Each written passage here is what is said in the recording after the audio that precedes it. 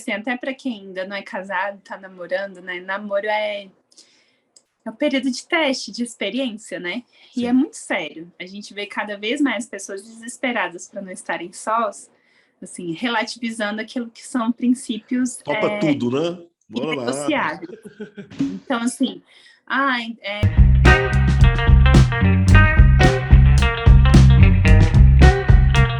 Então, gente, sejam bem-vindos ao nosso podcast Pessoas, Sexo e Deus. É uma grande alegria ter você aqui com a gente. Hoje é um tema muito legal, muito particular, hoje diretamente ligado ao casamento, ao relacionamento homem e mulher.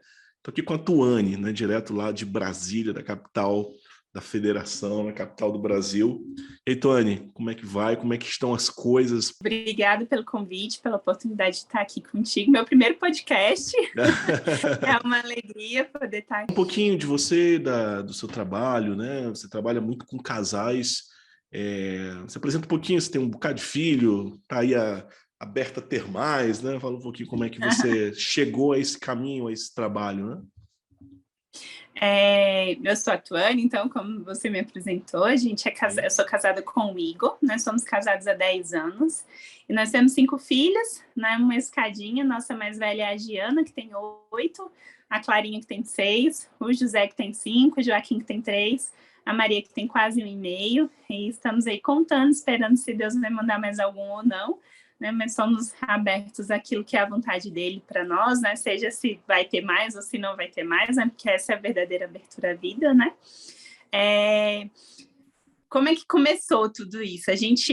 O meu esposo sempre foi católico, mas eu não, mas ele foi mais católico de senso, assim, né, IBGE, nem tanto de experiência bem concreta. Quando a gente começou a namorar, a gente sentiu necessidade de começar a estudar, se aprofundar um pouco mais sobre o que era um namoro cristão, o que seria um casamento cristão, um verdadeiro matrimônio, né? Quais eram aquelas promessas matrimoniais, o que a gente deveria viver enquanto casal. E a gente começou a procurar, dentro dos documentos da igreja, os ensinamentos da igreja, como viver. Então, a gente conheceu São João Paulo II, conheceu a teologia do corpo, que é esse remédio mesmo, né, para essa sociedade que precisa aprender a amar, né, que precisa aprender o que é a pessoa, o que é sexo e o que é Deus, né, assim como um todo. E aí, então, a gente começou a estudar por uma necessidade pessoal mesmo, para entender mais o nosso chamado, né, conseguir vencer também as nossas dificuldades ali em relação à vivência da castidade, da pureza, da espera, né, e conseguir reconstruir uma boa relação. Conforme os anos foram passando, né, de namorada, a gente precisou aprender como era ser noiva, de ser noiva a gente precisou aprender a ser um casal casado, a chegada dos filhos, então a gente sempre se aprofundou nessa parte, seja por uma necessidade pessoal, ali numa busca autodidata mesmo, assim, de tentar estudar, de ver aquelas pessoas que eram já mais experientes e tentar fazer cursos, né, se aprofundar mesmo para estudar, seja também por uma necessidade de apostolado, porque acaba que quando você está namorando e outra pessoa começa a namorar, ela vem logo pedir conselhos, né? Sim. Aí você tá noiva, e aqueles que querem noivar vêm, e assim sempre foi, né? As pessoas se achegaram até nós mesmo pedindo conselhos, pedindo esse auxílio. Então, por uma necessidade pessoal e por um chamado mesmo apostólico, a gente começou a se aprofundar cada vez mais. E aí, a chegada da minha filha mais velha, a gente decidiu que eu abriria a mão da minha profissão. Eu sou formada em física, formei pela UNB aqui em Brasília. Aí eu era concursada da Secretaria de Educação. E aí acabei pedindo exoneração, né, do concurso para poder me dedicar, então, em casa, né, à educação da Giana, no caso. Logo depois veio a Clara e todos os outros. E aí, então, para me dedicar à minha família, que era a minha vocação, né? Então, abri mão de uma profissão. E aí, depois de um tempo, eu entendi que existia um chamado na minha vocação de profissionalizar, né? Então, hoje, a minha profissão é a minha vocação, que é ser família e ajudar outras famílias a serem família também, seja no ajuste pessoal, né, de amadurecimento pessoal, seja no ajuste matrimonial, seja como um todo, né, nessa busca por uma hierarquia correta na família, né? Deus, né, o esposo e depois os filhos, né? Então, hoje eu sou terapeuta, sou certificada pelo Dr. Ítalo Marcilli, sou mentorada também do Dr. Jorge Rodrigues, que é o maior terapeuta de casais hoje no Brasil. Então, eu faço terapia para mulheres, num processo de amadurecimento e restauração matrimonial, ou terapia de casal, né? E no caso da terapia de casal, eu atendo o marido e a mulher. Né? Então, é um pouco isso, o meu resumo. Sim, sim. E você disse que o seu marido que era mais católico, assim, né? E foi ele que foi te abrindo os olhos, assim? Porque você disse que ele era meio um católico, mais de IBGE, né? Então, de onde que surgiu esse interesse, assim, de conhecer mais, de aprofundar mais a forma de se viver o relacionamento dentro da doutrina católica, né? À luz da palavra? De onde que veio, assim, esse interesse? A gente foi de conversão tardia, né? Foi uma história diferente, assim, eu estava bem no mundo, assim, eu nem conhecia ele, mas eu tinha muitos amigos que o conheciam. E eu fiz um retiro da Escola de Evangelização Santo André. Acho que não sei se tem por aí, mas tem no mundo todo, né? E aí eu passei por um processo de conversão. E... É tipo aquele retiro que, tipo, acho que eu já vi uma missão de eu É o morei, Nova Vida que chama. faz umas dinâmicas, tipo, colocar a Isso. coroa no senhorio, não é esse? Esse mesmo, é esse mesmo. Já vi, Aí eu já. fiz esse retiro e meu esposo, no fim de semana seguinte, ele fez um retiro de um outro lugar e também passou por um processo de conversão tardia. Já era ele católico de família, né, batizado, crismado, foi coroinha, mas não vivia bem. Né? E a gente sem se conhecer, mas com muitos amigos em comum, eu passei por um retiro de conversão, ele passou pelo dele. E os nossos amigos em comum começaram a falar: nossa, porque você tinha que conhecer o Igor, porque você só fala de Jesus igual o Igor. E falava para o Igor: você tinha que conhecer a Tuane, porque vocês dois são chatos, tudo é igreja, igreja. E acabou que a gente se conheceu numa missa de Pentecostes, né? Mas a gente ali era só amigo. O Igor passou por no processo de conversão dele, ele começou a querer ser sacerdote, né, ser padre, mas era mais um desejo de romper com aquilo que ele vivia no mundo, que era uma sexualidade desregrada, né, essa parte muito, muito voltada para a mulherada, muita festa. Então, ele se virou totalmente contra isso, né, assim, falou: não, vou ser padre. Eu acho que foi mais uma forma dele se blindar. E eu também, muito ferida, né, dos relacionamentos anteriores, falei: não quero namorar, né? Eu preciso primeiro cuidar do meu coração. Então, eu era aquela que não dava em cima dele, então era seguro para ele ser meu amigo, e eu era tranquila dele ser meu amigo porque ele queria ser padre, né? Então, assim, não tinha risco nem para mim nem para ele. Essa era a nossa ideia, né? E aí a gente começou, então, a conviver, né? Assim, a ser bastante amiga. A gente frequentava e participava de uma mesma comunidade. E aí ele começou a ver que os sentimentos dele não eram bem só de amizade, eu também. Só que ele estava num processo de discernimento e foi bem no ano sacerdotal. Não sei se você lembra quando teve o ano sacerdotal, acho que foi em 2009. E aí ele tinha feito um compromisso, né?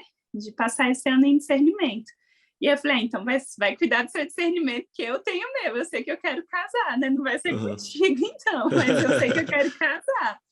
E aí a gente continuou na amizade, mas assim, sempre próximo com aquele sentimento. Passou o período do discernimento dele, o sentimento não passou. E aí a gente, nesse processo todo, aí de quase 11 meses, até a gente começar a namorar, né? Agora, dia 10 de outubro, a gente fez 12 anos, 13 anos que a gente está junto. Então, a gente despertou para a fé, para a necessidade de aprofundar a fé, antes mesmo da gente começar a namorar. Então, aí a gente começou a namorar, a gente estava ainda naquele gás todo, né? Assim, de querer conhecer as verdades da igreja, né? De querer viver uma experiência diferente daquilo que a gente já tinha vivido antes. E quando veio o namoro, então, uma necessidade ainda maior, né? Então, foi um estímulo pessoal e do casal mesmo, assim, né? A gente já tinha isso enquanto amigos, das nossas conversas sempre foram essas. E E depois, quando a gente começou a namorar, uma necessidade ainda maior, um interesse maior, né? Então, ainda hoje, mesmo ele não trabalhando nessa parte de terapia, ele é veterinário, ele é cirurgião, ele tem como apostolado isso também, né? Seja como dando aula de doutrina, ajudando nessa parte de ensino das virtudes, ou aconselhamento também, mas não como terapeuta. Mas continua sendo um apostolado nosso, né? Da nossa família, assim. Sim. E você estava falando agora há pouco, né, de que você atende homens e mulheres, né? Ou também casar juntos, assim, né? Quando eles decidem trabalhar junto ali, o relacionamento deles.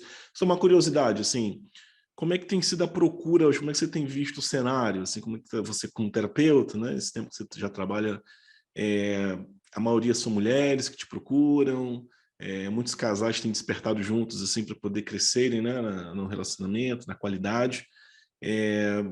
As coisas, você tem se surpreendido ainda ou você já está um pouco assim acostumado? Você ainda se surpreende com algumas histórias, algumas realidades? Como é que está o cenário assim dos casais aí que te Você contam? Eu sabe que acredito que tem não de sejam tudo. só gente de Brasília, né? Acho que como você trabalha na internet, tem gente do Brasil todo. Eu tenho paciente até de fora, né, Uhum. do país, assim, essa realidade online permite isso, assim, mas tem de tudo, sabe? Assim, tem homem, quando é só o homem que está interessado e a mulher não quer, eu não atendo, Ah, tá. né? Ou é o casal ou é só a mulher. Né? Justamente assim, porque o homem já está num processo de necessidade de melhora, né? Assim, o casamento já está estremecido, então eu acho que mais saudável que o homem procure um terapeuta homem também, né? Para evitar assim qualquer tipo de projeção mesmo. Então ou é o casal ou é só a mulher, né? Mas tem de tudo, né? Assim, tem a mulher que sai de casa, ou tem um homem que sai de casa, né? Tem traição, tem a mulher que é viciada em pornografia, tem um homem que é viciado em pornografia, tem de tudo, né? Eu sempre me surpreendo. Né? Tem algumas situações assim que realmente assim são bem fora da curva, principalmente hoje em relação ao posicionamento da mulher. Né? Porque quando a gente pensava antigamente assim de um homem viciado em pornografia e masturbação, não era tão incomum. Né? Infelizmente, não era tão incomum, mas hoje temos muitas mulheres também que sofrem desse problema. Né? Antigamente, a gente escutava só mais o homem que saía de casa e abandonava a mulher com os filhos, mas infelizmente hoje também eu vejo casos da mulher que abandona os filhos com o marido. Né? Então, assim, são várias situações, assim, mas o que mais me surpreende é que mesmo sendo situações muito difíceis, né? Quando há um interesse mesmo, pelo menos de um dos dois, e um empenho, né, um comprometimento, e sobretudo a fé, essas situações são contornadas, né? Eu digo a fé porque se não tiver uma visão sobrenatural, sabe, é difícil que um casamento se restaure, porque o processo de restauração, por exemplo, por causa de uma traição, normalmente vem a mulher traída atrás de ajuda, né? Então ela já está assim totalmente machucada, né? Com a confiança dela no marido, né, no chão. O marido também não está bem, porque para ele ter chegado numa situação dessa um furo biográfico mesmo, né? Uma traição biográfica, não é só uma traição com a esposa, uma traição com os filhos, mas é uma traição com os próprios valores, com as próprias promessas, né? Se trai, né? Ele se trai, mas normalmente vem a mulher ferida, né? E é ela quem tem que lutar pelo casamento. Então, se ela não tiver uma visão sobrenatural do que é o matrimônio, né? Do fato do matrimônio ser o plano A e não existir plano B, né? Sobretudo, o nosso papel na salvação do nosso cônjuge e na nossa própria salvação, dificilmente essa mulher consegue perseverar. Né? Assim, porque é um exercício de humildade, de perdão contínuo, de sacrifício, de entrega. Né? O processo de restauração matrimonial passa por tudo isso. Porque a vida conjugal já não é uma vida só de flores. Né? São muitos os desafios, são muitas as dificuldades, às vezes aquelas briguinhas, né? Assim, as interferências externas. E aí, quando tem um rompimento semelhante, ou mesmo a própria traição, então quebra assim, de uma forma que, se não tiver a fé, né? E a busca pela graça, dificilmente esse casamento é restaurado, né? Não é à toa que a gente vê aí os índices de divórcio cada vez maiores, né? Porque a gente vive uma crise de fé na sociedade, né? E você é muito procurada por casais, por mulheres que já têm fé, ou tem muitos que te procuram também que não tocam nesse assunto, te encontram assim, você traz à tona ali na terapia essa via, né, assim, da fé, do sobrenatural? Como é que é assim com você? A maioria das pessoas que eu atendo são católicas. Eu tenho uma evangélica, né, assim, no âmbito de rompimento, de contradição da fé, eu não entro, né, porque é cristã, né, então acaba que tem muitos princípios que são semelhantes, assim, Sim. né, mas já me procuraram pessoas que não possuem, né, a fé, assim, quando tem uma predisposição a aceitar aquilo que são os princípios, né? Principalmente, por exemplo, o rompimento com o uso de anticoncepcionais, porque não é só uma questão de fé, no sentido que é pecado ou não é pecado, mas é uma negação de uma parte do outro. E quem é capaz de negar, por exemplo, a fertilidade, né? Rejeitar a fertilidade do outro, se você rejeita uma parte, você rejeita o todo. Sim. Começa assim, né? Assim, as negações, as rejeições começam de poucas coisas, não são de grandes coisas, né? Então, quando entra nesses pontos que são um pouco mais complexos e para as pessoas que não vivem essa realidade da fé, normalmente acaba não tendo unidade, né? Então, assim, eu sempre sou muito clara antes de fechar, assim, um contrato com a pessoa, né? Porque normalmente as pessoas sabem que eu sou católica, né? Nas minhas redes isso tudo é bem exposto, né? Bem claro, assim, os meus princípios, os meus valores. Eu não rejeito, mas eu deixo bem claro que parte daquilo que vai ser proposto vai passar por esses valores cristãos, né?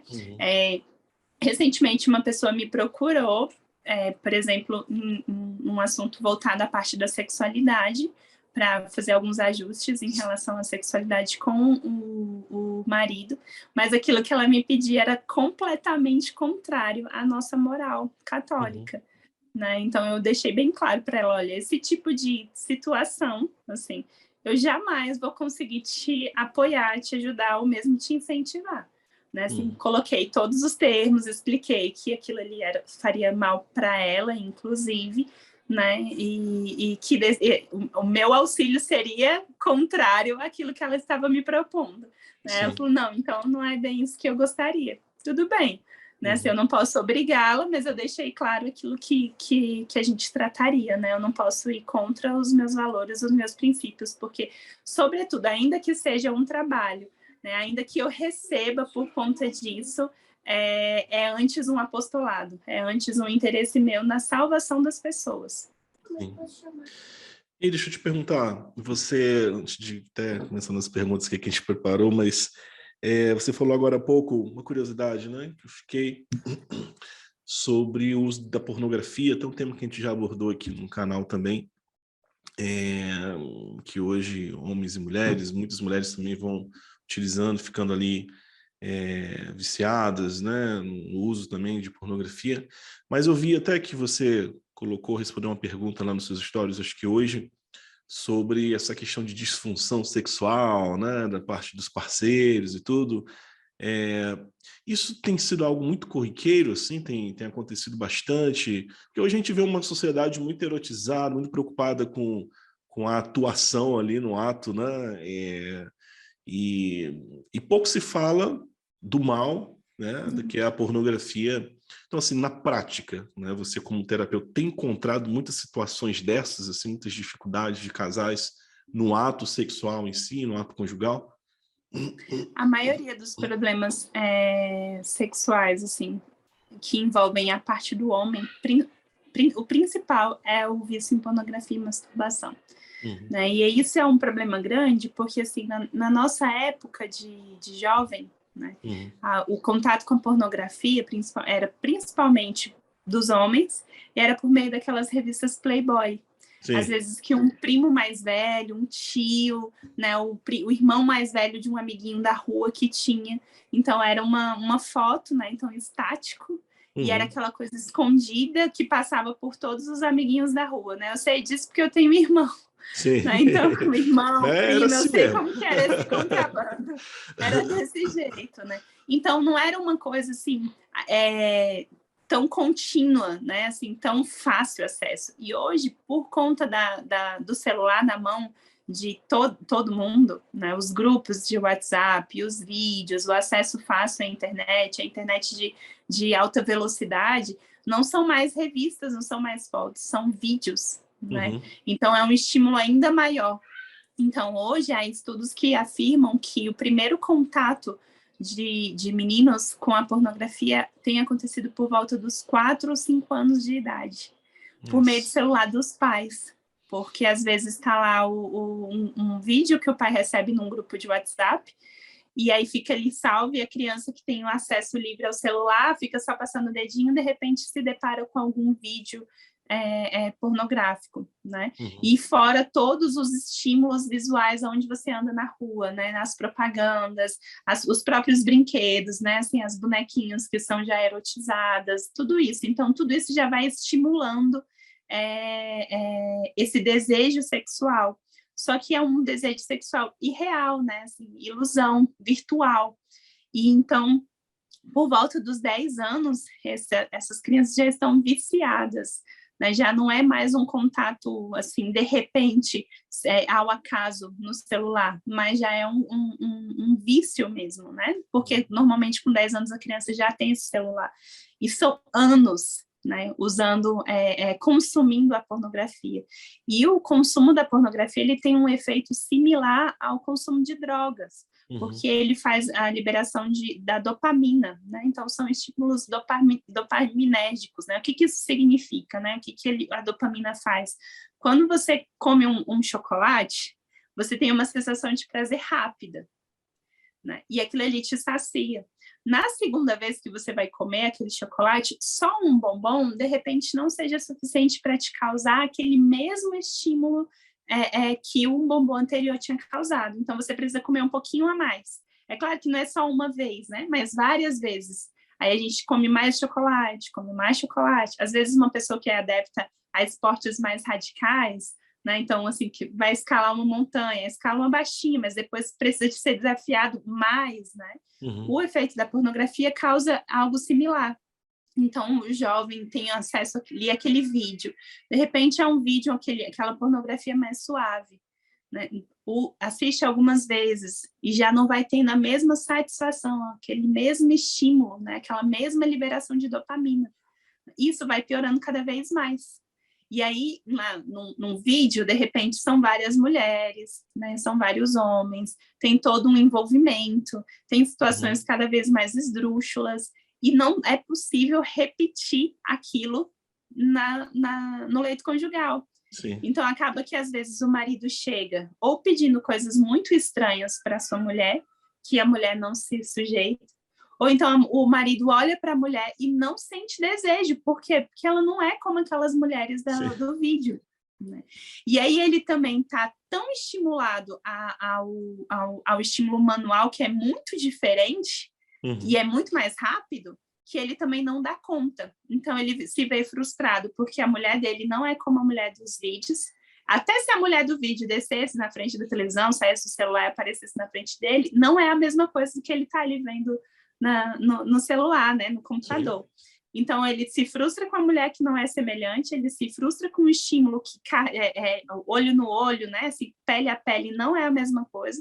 Ele se frustra porque ele não consegue, né, satisfazer a própria mulher, ele não consegue terminar muitas vezes uma relação de forma satisfatória, e ele acaba se afastando da mulher, porque ele tem vergonha, porque ele não deixa de ter vontade, ele começa a desenvolver todas essas disfunções. Então, a gente vê hoje homens jovens, assim, com menos de 30 anos, às vezes, já com problemas de impotência sexual, de ejaculação precoce, né? E aí, às vezes, a mulher que não tem a paciência também, né? E aí acaba virando um ciclo de a mulher que humilha, o homem que se sente frustrado e o homem que cai cada vez mais na pornografia e na masturbação, porque ali ele consegue, né? Uhum. Com a mulher ele não consegue, mas ali na pornografia ele consegue. Então vira um ciclo, né? Assim, um ciclo muito vicioso mesmo, né?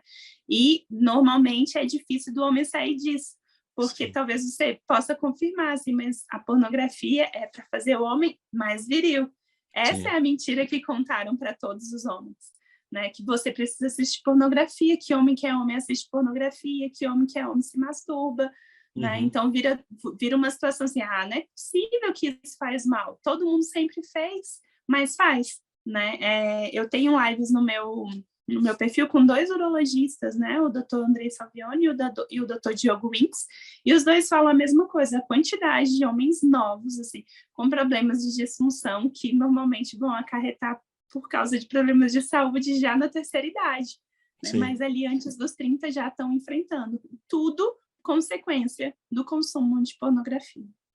É um mal, assim, que, assim, vamos rezar e torcer para que aqueles que foram eleitos agora no Congresso possam fazer, mover alguma coisa, né, no Brasil também, em relação a isso, né, assim, para proteger, mas sobretudo as crianças, né, desse verdadeiro estupro, né, assim, que eles vivem na imaginação, na inocência deles. Deixa eu perguntar, Antônio, assim, dando um pouquinho de assunto, também permanecendo no assunto, né, que eu acho que se a gente pegasse a pornografia, a gente poderia dizer que seria algo a se mudar dentro do relacionamento, se ela está ali, né? Mas eu queria ver com você o seguinte, né? Porque às vezes não sempre, né? Quando a gente se interessa por alguém, a gente fica ali envolvido emocionalmente, todo o nosso corpo responde, vai respondendo aquele desejo, daquela pessoa, não somente desejo físico, sexual, mas o desejo também de estar com ela, né, de ouvi-la, de alegrá-la, de fazê-la rir, né, enfim, todo aquele movimento próprio do apaixonamento ali. E aí a gente se compromete um com o outro, namora, casa e tal. E aí a gente começa a se dar conta e ver mais claramente aquilo que talvez outras pessoas já até diziam, mas que a gente se recusava a ver, porque a gente não conseguia ver até, né? Porque A gente não queria tinha, ver. não queria, as emoções estavam ali muito vivas, muito fortes, né? Toda aquela excitação e tudo de ter alguém que gosta de você, que se interessa por você e que você também, enfim, está apaixonado. E aí a gente se casa e começamos a ver as imperfeições, né? Assim, as limitações, até ver que aquela pessoa não corresponde exatamente, não me sacia exatamente como gostaria de ser saciado, talvez não seja na relação sexual, né, no ato físico ali conjugal, seja, sei lá, em gestos do dia a dia. No outro dia eu vi uma pessoa falando que ficava muito chateado porque sempre ficou chateado porque que o pai sempre atrasou a família toda, né? O pai sempre chegava atrasado para pegar eles. E ela falou: nossa, quando eu casar, eu quero mudar isso na minha família, não quero que tenha esse tipo de atraso. E o marido dela repetia exatamente a mesma coisa, né? Assim, ela se arrumava e ele deixava para a última hora para se arrumar, e isso irritava profundamente ela, né? Então, assim, como é que eu sei o que é, da minha parte, egoísmo? Assim, eu quero que o outro mude porque eu quero ser feliz, né? Eu quero que o outro mude porque eu não casei para isso. Ou eu quero que o outro mude porque eu quero que ele seja feliz. Eu quero que ele esteja bem, né? Eu quero que ele evolua, né? Eu quero que ele seja mais responsável. Como identificar, como sair um pouco desse campo das emoções e ser mais racional, frio, né? Assim, não sei se dá para ser frio no relacionamento, né? Mas inteligente até com o outro, né? Você sabe que, assim, até para quem ainda não é casado, tá namorando, né? Namoro é um período de teste, de experiência, né? E é Sim. muito sério. A gente vê cada vez mais pessoas desesperadas para não estarem sós, assim, relativizando aquilo que são princípios Topa tudo, né? Bora lá. inegociáveis. Então, assim, ele é ateu, eu sou católica. Não, mas ele concorda da gente casar na igreja. Vai dar problema, porque concorda Uhum. agora que está apaixonado. Depois, né, quando as dificuldades começarem a surgir, a gente vai ter né, assim, problema aí. Então, Sim. assim, precisa considerar aquilo que é inegociável, né, assim, deixar muito claro para não chegar nesse depois. E se frustrar de tal forma que, assim, né, antes do primeiro ano de casado, de repente já está pensando em se separar, né? Então, é bom ter bem claro quais são esses valores inegociáveis de cada um, né? Assim, para dar esse passo do casamento. Agora, como diferenciar se eu quero que o outro mude porque eu não quero que ele encha mais meu saco ou porque eu realmente estou interessada no benefício dele, assim. Eu acho que é um pouco difícil, sabe? É muito tênue essa linha, assim. Uhum. Sobretudo, acho que a maturidade pessoal, né? A compreensão do que é o matrimônio, né? Que o matrimônio é sim alegria, é sim felicidade. Quando a gente fala de cruz, né? de sacrifício, tem essa parte, né? A vida do cristão passa por isso, né? Mas tem a alegria também, né? Então a gente, quando vê ali a vida pública de Cristo, né? Ele tinha ali as bodas de Caná, o convívio com os apóstolos, a visita na casa dos amigos, mas teve a agonia, o flagelo, a crucifixão e a morte, e depois a ressurreição. Né? Então, a nossa vida não vai ser diferente, seja a nossa vida pessoal, seja a nossa vida matrimonial. Né? Então, é preciso que a gente passe por um processo de amadurecimento, para que a gente mate em nós o nosso egoísmo, para que, de fato, o nosso interesse do outro melhorar seja por ele mesmo também, porque eu me importo com a salvação dele. Né? Então, eu só vou conseguir deixar de querer que o outro seja bom por egoísmo, eu mesmo deixando de ser egoísta. Né? Então, porque egoísmo e amor não existem juntos, né? Eles não coexistem. Né? Ou é egoísmo ou é amor. Né? A soberba, né? Não tem como a soberba estar junto com o amor, não tem como o egoísmo estar junto do amor. Então, assim, egoísmo é alimentado de egoísmo. Um casal egoísta, não tem como. Agora, se um começa a se colocar numa posição de amar, né, de serviço generoso, de gratuidade, aí a gente começa a minar o egoísmo que há no outro. É assim a nossa relação com o próprio Cristo. Né? Ele é aquele que ama e mata o nosso egoísmo. E o nosso convívio com Cristo, seja na busca pelo sacramento, seja na nossa oração pessoal, na nossa busca interior, né? A vida interior como um todo, é esse receber o amor de Cristo que mata pouco a pouco o nosso egoísmo e a gente se torna um pouco melhor. Então, a gente precisa ser esse para o nosso cônjuge, né? Assim, precisa ser essa fonte de amor que mina o egoísmo no outro. E aí, Jesus nos deixa livre, então a gente precisa deixar o nosso cônjuge livre também. Ele não vem aqui e obriga, olha, Tony, você deixe de ser egoísta, você deixe de cometer esses pecados, você deixe de preguiça. Não, ele não chega e faz isso. Ele me mostra o mal que os meus erros fazem a mim mesmo e aqueles que estão ao meu redor. Mas ele me deixa livre para escolher e continua me amando. Mesmo quando eu viro as costas, mesmo quando eu não mereço, porque a gente nunca merece mesmo. E assim é no casamento. Né? A gente não ama só porque o outro é bom. A gente não perdoa porque o outro pediu perdão, ou porque ele merece, ou porque eu sou boa demais, mas é porque a gente quer imitar o mesmo relacionamento que a gente tem com Deus. Né? Porque o casamento é essa prefiguração daquilo que é o casamento eterno.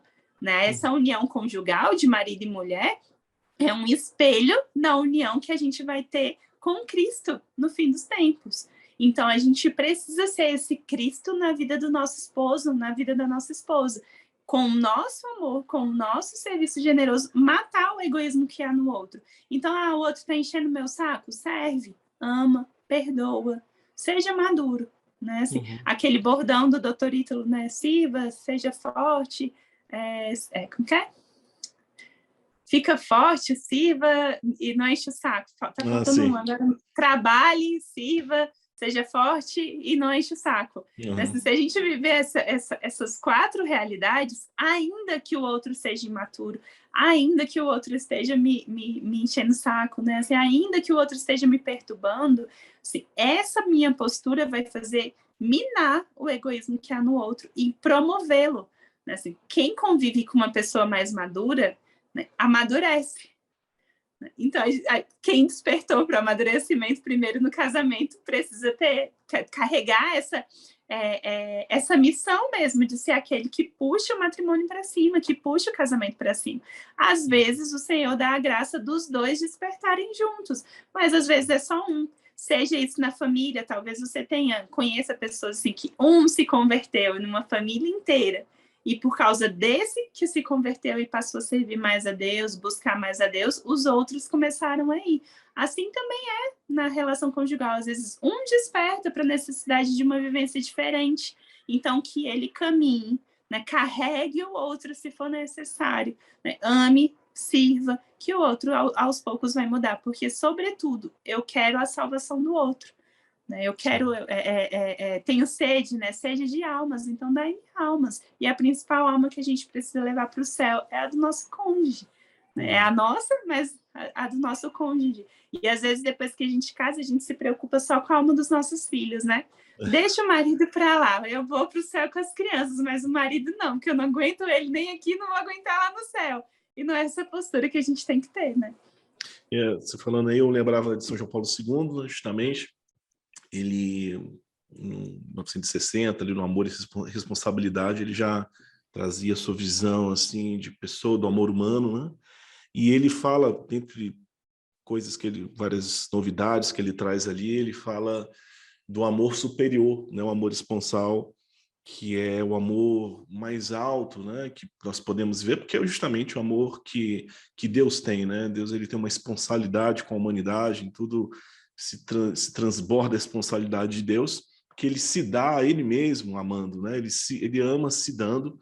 É interessante porque ele fala do amor de concupiscência, né? Eu quero o outro para poder me fazer bem. Aí depois a gente vai para o amor de benfeitoria, tipo assim, né? Onde eu quero dar o bem para o outro, e o amor esponsal, que é esse amor onde que eu já evoluo, né? Ali querendo o bem para o outro. Lembrando de um casal, um cara uma vez que me disse, tinha uma situação, né? A noiva dele não estava bem, e seria muito, todos iriam entender muito bem se caso ele quisesse terminar o noivado, né? Ele disse, não, mas eu vou assumir ela, né? Eu vou assumi-la, né? Eu vou assumi-la nessa enfermidade dela, eu escolho, eu sei que não vai ser fácil. Então ele tinha muita consciência, assim, né? Da realidade que ela vivia, e ele escolheu amadurecer mesmo, escolheu cuidar dela, né? Mesmo sabendo de muitos prejuízos, entre aspas, né? Assim, que provavelmente ele tem hoje, né? No sentido de correspondência dela, né? Da saúde física, emocional. Mas você acredita que talvez seja esse a causa de muitos divórcios hoje em dia, né? De um amor que não é tão duradouro, essa vontade de permanecer, não sei nem se é uma síndrome de Peter Pan, mas essa vontade de permanecer ali sendo cuidado, né? Um pouco criança, né? Não, poxa, eu estou chateado com você porque você não me deu isso daqui, porque você não prestou atenção, você não notou que eu estava precisando disso naquela hora, né? E aí fica chateado, aquela coisa toda. Você acha que essa recusa de crescer, né, de ser maduro, tem acabado com muitos bons relacionamentos? Sem dúvida, assim, porque o casamento é para adultos, né? Então, você colocou aí o livro de São João Paulo II, né? Quando era ainda Karol Wojtyla, né? Sim. Amor e responsabilidade. E aí, a gente, assim, com os meus filhos, eu preciso incutir neles um senso de responsabilidade diário, né? De cuidar das roupas, de botar no cesto, de tomar banho, de estudar, de ajudar nas tarefas da casa que são responsabilidade deles. Assim, eu preciso incutir neles, eles não têm naturalmente esse senso de responsabilidade, um senso de responsabilidade para com a família. E aí, quando a gente chega na vida adulta, muitas vezes o amor é tido somente como aquele prazer, não é bem o amor, não há um entendimento do que é o amor. E a responsabilidade é vista apenas como dor, né? É vista apenas como cobrança, né? Como uma poda da liberdade, né? Como um minar mesmo, assim, da alegria. Né? É assim a visão. Então, você não tem nem o amor de verdade e nem a responsabilidade. Então, se eu não me responsabilizo pela vida do outro, pela salvação do outro, pelo bem-estar do outro, que relacionamento eu vou ter? né? Assim, se eu não sei o que é amor, porque o amor não é bem-estar. Né? O amor não é bem-estar. O amor existe sim alegria. Às vezes a gente vê muita gente falando, porque amor é cruz, amor é cruz. De fato, passa pela cruz, passa pelo sacrifício. Mas não é só isso. Não é só dor. Porque se fosse, né, assim, não seria um sacramento que torna visível a ação da graça de Deus. Né? Assim, é muito mais do que apenas dor. Né? É muito mais do que sacrifício. É claro que é um caminho de santificação. E todo caminho de santificação passa pela dor, porque a dor purifica. Né? Assim, seja a dor de uma crise conjugal ou outras dores. A doença de um filho, a doença do cônjuge, a própria doença, uma situação financeira, né? Tudo isso. Então, quando a gente vê esse processo de uma sociedade imatura, pessoas cada vez mais imaturas, essa síndrome de Peter Pan, né? Assim, então, senhores de 50, 60 anos agindo como jovens, né? Assim, pais de 40 anos que discutem, que batem boca com um filho de 2, 3 anos de idade, de igual para igual. Né? Assim, então, como que vai se relacionar? Porque realmente fica de bico, não consegue resolver. Né? Porque uma pessoa madura é uma pessoa que reconhece as próprias limitações e os próprios erros. Né? Então, se você tem num relacionamento 2 maduros, os 2 vão ver onde estão errando e os 2 vão estar empenhados em melhorar. Então, o casamento vai para frente, o relacionamento vai para frente. Agora, se eu tenho 2 imaturos, qual é o tipo de relação que a gente tem? É de apontamento. Porque você fez isso, porque você é assim. Porque todas as vezes que o problema está no outro, eu me eximo da ação. Porque se o problema está no outro, eu não preciso fazer nada. Isso é a criança. Né? Isso é a imaturidade. Então, é o outro que tem que resolver. Meu casamento está ruim porque meu marido não sai do celular. Meu casamento está ruim porque meu marido não me procura. Meu casamento está ruim porque meu marido é preguiçoso. Então, é ele que tem que mudar. E eu vou fazer o quê? Nada, esperar. Né? Essa é uma postura de uma mulher imatura, que vai ficar esperando. Criança espera. Mãe, tô com fome. Ela faz o quê? Espera a gente dar comida. Né? Mãe, tô com frio. Ela espera a gente dar um casaco. Né? É essa postura. É ele que tem que mudar. Eu tô esperando ele mudar para ver se vai acontecer. É ele que tem que ser mais atencioso, é ele que tem que ser mais carinhoso, é ele que tem que satisfazer as minhas vontades e as minhas expectativas. Né? Então, às vezes, a gente vê, não tanto assim, porque eu queria que ele fosse mais trabalhador. Não é porque você quer que ele seja mais trabalhador pelo bem dele, como você colocou na pergunta anterior. Mas é porque, sei lá, você tem um desejo de vê-lo, sei lá, fazendo mais coisas porque você se acha trabalhadora demais. Acontece muito isso, por exemplo, no serviço da casa. Né? Marido, por que a maioria, 99% dos homens, quando chegam em casa depois de um dia de trabalho, correm para o banheiro e passam 1 hora dentro do banheiro? Ou quando eles estão dentro de casa e ficam lá dentro. Porque é só eles chegarem, botar o pezinho dentro de casa ou sentar no sofá e a mulher começa a chamar ele para fazer um monte de coisa. E ele está cansado do dia. Não estou dizendo que a mulher não esteja, mas é uma forma dele sair do radar. Né? Ele fica lá dentro fazendo o quê? Na caixinha do nada, porque os homens têm a caixinha do nada, os homens e os melancólicos, homens e mulheres. Né? Tem a caixinha do nada, eles vão para dentro do banheiro, que é o único lugar que pode ficar sem ter ninguém perturbando. Às vezes fica do lado de fora, né? Batendo, ainda mais uma casa que tem criança. Vai. Mas é assim, né? Se o cara chega, senta no sofá, o que vai começar? Né? Passa ou fazendo cara feia ou começa a chamar. Né? Porque a gente tem uma necessidade, um senso de justiça equivocado, imaturo. Então, se eu estou fazendo alguma coisa, o outro também tem que estar fazendo. Né? Essa coisa dos direitos iguais que a gente vê, às vezes é essa justiça equivocada, né? Que não quer dizer que todo mundo tem que fazer a mesma coisa dentro de casa. Né? É preciso uma ordem, uma harmonia aí, né? E cada um funciona de um jeito, né? Cada um funciona de um jeito, não precisa ser igual. Se for igual, vai ser muito pior. A gente vê muita gente falando, porque a gente é muito diferente, por isso que a gente não dá certo. Mas se for muito igual, também não vai dar certo. Porque o problema não é ser diferente ou ser igual, o problema é ser imaturo. Né? Esse é o problema. Eu achei legal, acho que você colocou um dia, né, dando dicas sobre como falar as coisas para o outro, né? de forma bem inteligente. Olha, essa questão de não chegar já falando, tipo, na hora que o cara chega cansado do trabalho, você chegar e já jogar tudo para ele, assim, o que ele tem que fazer, o que há 6 meses ele não faz, né? Talvez não seja o melhor momento, né? Ele não vai querer escutar naquela hora, ou mesma coisa no sentido inverso, né? Falar para a mulher, sei lá, naquele momento onde ela está atarefada ali, ou está apressada para sair, na hora de dizer as coisas, não é o momento mais inteligente de se resolver, né? Então, às vezes, a gente é muito instintivo, assim, usa de pouca sabedoria, talvez porque a gente não faz um esforço para conhecer o outro, né? Para entender, nossa, meu marido ele funciona assim, minha mulher funciona assim, né? Eu preciso ir por aqui, né? Senão vai ser discussão em cima de discussão, né? Uma hora cansa, né, Tony? Assim, muita discussão, né? Uma hora a gente fica um pouco cansado desse clima, né? E sabe que Então, quando cansa, a gente liga um botãozinho, seja o homem, seja a mulher, de ignorar. Né? Assim, aí fala, aí com certeza, né, quem vai assistir já teve essa experiência. Eu falo e parece que meu marido não me escuta. Né? Mas ele não escuta mesmo, porque ele já, quando conformismo, tem né? a Se onda conformou. sonora, assim, já vem ela perturbar. Entendeu? Ele desliga, ele não quer escutar. Isso acontece também, assim, a gente vê, claro, por exemplo, para eu, por exemplo, que passo a maior parte do tempo em casa com as crianças, né?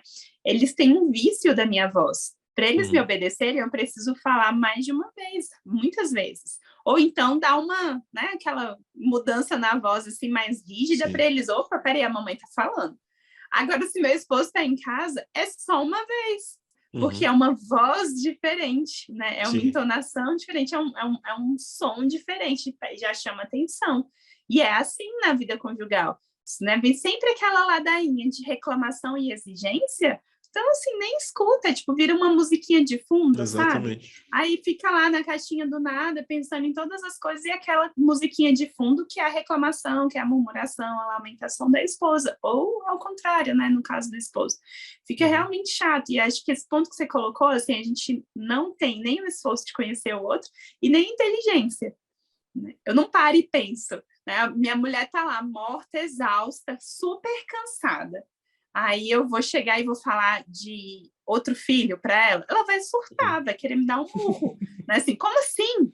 Né? Aí depois ela entra na crise, porque eu tô fechada à vida, porque eu falei que eu não queria outro filho. Mas ela tava lá na hora vamos ver, da bagunça da casa, aquele dia mais estressante. Não é assim que a gente conversa.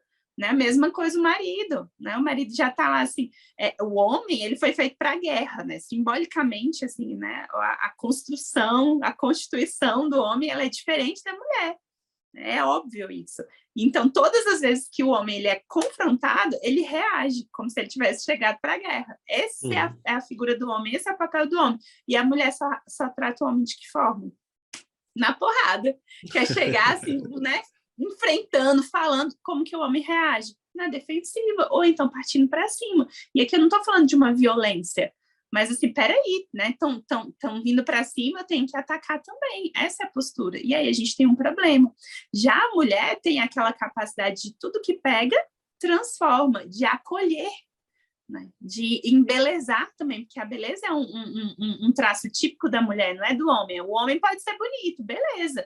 Mas normalmente, quando ele é muito bonito, é só a gente olhar esses atores aí de Hollywood, é porque eles têm traços femininos. Né? Ele não é porque ele é homão. Homão não é bonito. Homem não é bonito. Né? Assim, agora, assim, ai, nossa, olha só como ele tem o rosto lindo. Aí você vai ver, porque ele tem um nariz parecido de mulher, ou ele tem os lábios mais assim contornados como de mulher, que a beleza é feminina. Mais delicados. Mais delicados, entendeu? Porque senão o homem ele tem uma coisa de robusta, né? A figura do homem ele precisa passar proteção. É isso. Né? E um rosto todo afiladinho, ele não passa proteção.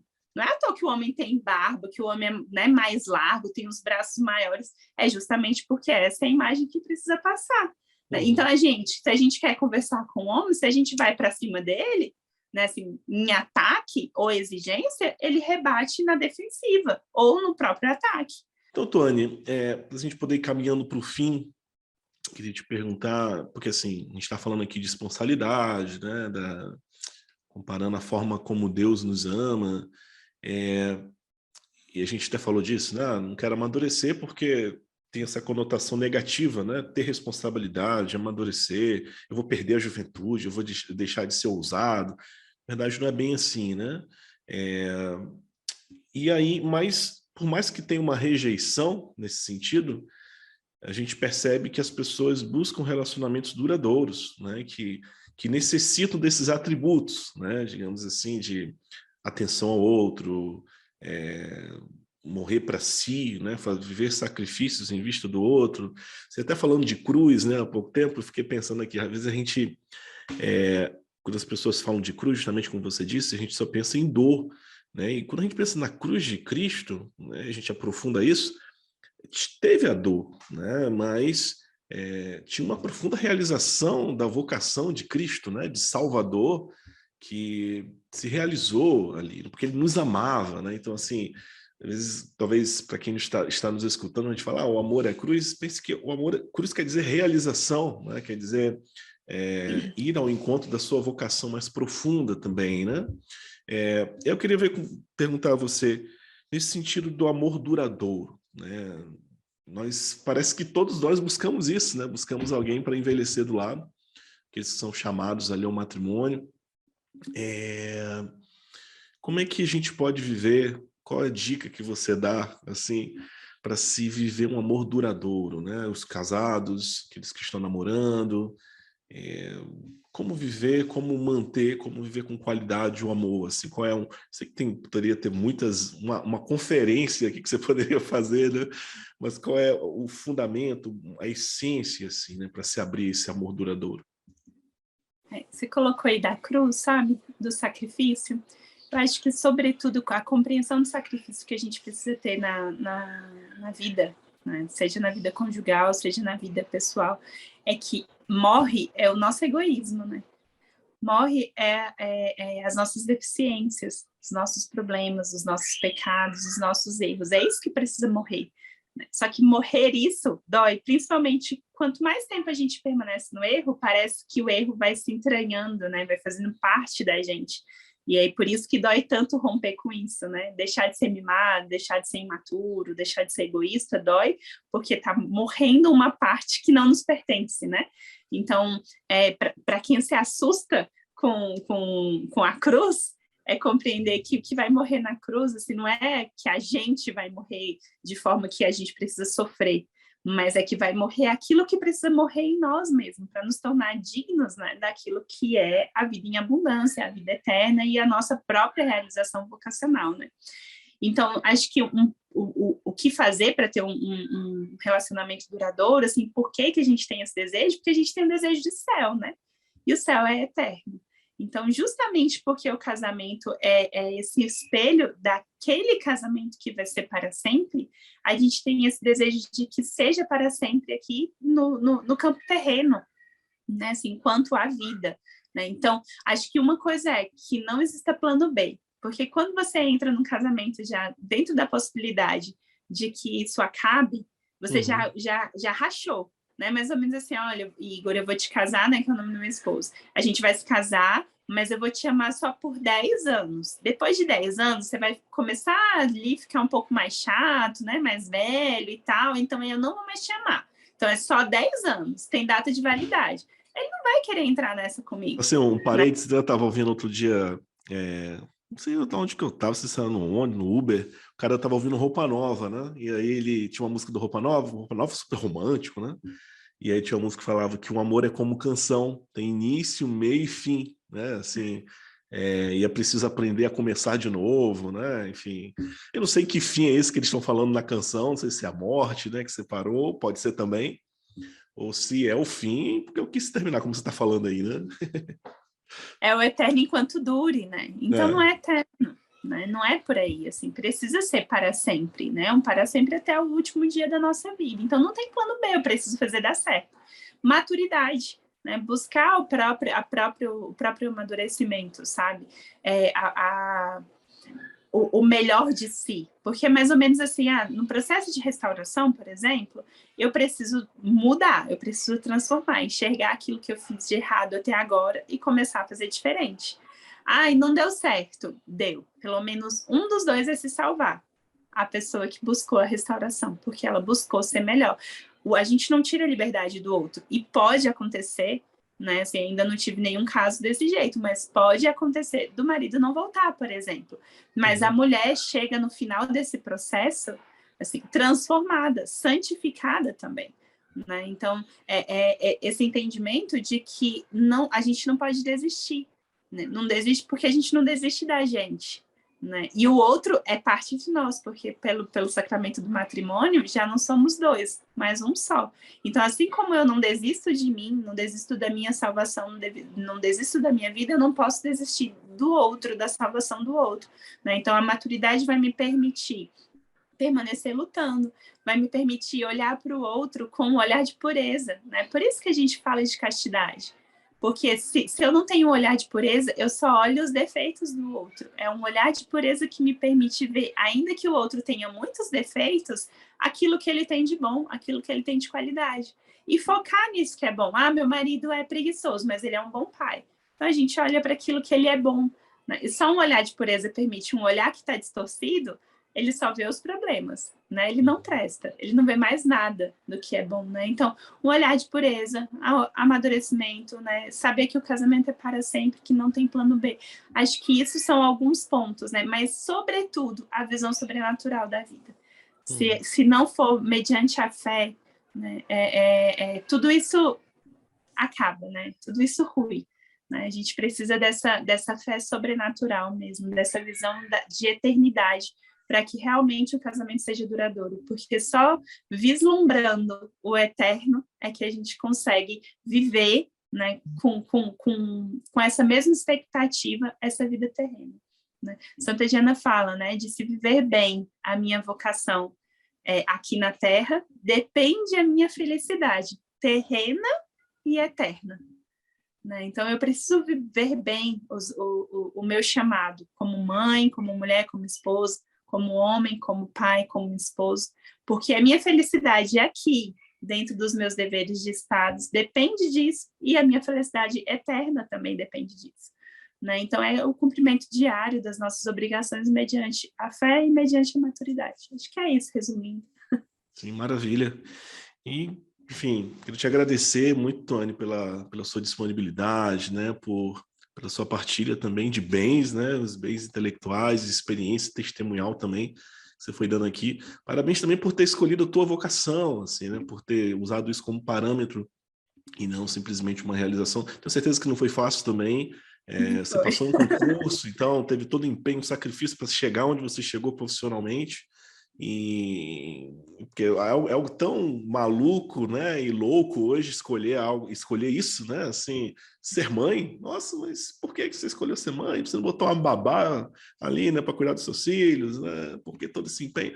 Mas claro, assim, né, foi uma escolha que você fez e isso é um grande sinal, um grande luzeiro para nós, assim, né, e para tantos casais. Então Deus abençoe.